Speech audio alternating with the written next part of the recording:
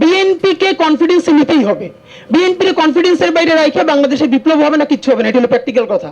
তা আমরা বিএনপির মাহাদি আমিন বাইরে ধরবো কি দিয়ে? আমরা ধরবো শহীদ জিয়ারে দিয়া। বিএনপির আমরা শহীদ জিয়ার পলিটিক্সে ফিরাবো ইনশাআল্লাহ।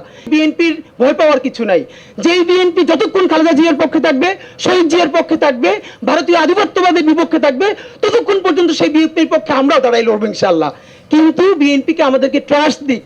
এখন আমি এনসিপি কে কেন বলি না, কারণ এনসিপি নতুন পার্টি। বিএনপি যদি বলে যে এই বাকশালী সংবিধানের বিরুদ্ধে দাঁড়ায়া নতুন সংবিধান দিব, তাইলে বিএনপির পক্ষে ইলেকশনে ক্যাম্পেইন করতে আমার কোনো দায় নাই। এবং সেই শহীদ জিয়া যেটা করেছে, আজকে আমাদের যে বন্ধুরা একটা কুতর্ক করার চেষ্টা করছেন যে আমরা নাকি সংবিধানের উপরে জুলাই সনদের, কি রে ভাই, এই সংবিধানই তো চাই না, তাহলে উপর আর নিচ থেকে কই? বলছি জনগণকে নিয়ে নতুন একটা সংবিধান নির্মাণ করবেন, সেই সংবিধান অনুযায়ী নতুন করে দেশ চলবে, ফ্যাসিবাদ কায়েম হবে না, তাহলে তার উপর নিচ থেকে কই? সবাই মিলে করবে। বিএনপি যদি ক্ষমতা আসে বিএনপি করবে, সমস্যা কি?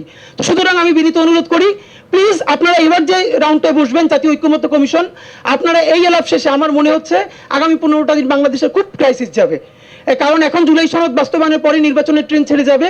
সুতরাং এই সময়টা আমরা অত্যন্ত যেন প্রজ্ঞার পরিচয় দেই। দ্বিতীয়ত, প্রয়োজনে বিএনপির সাথে বারবার বসেন, বিএনপি বলেন যে বিএনপির ভয় পাওয়ার কিছু নাই।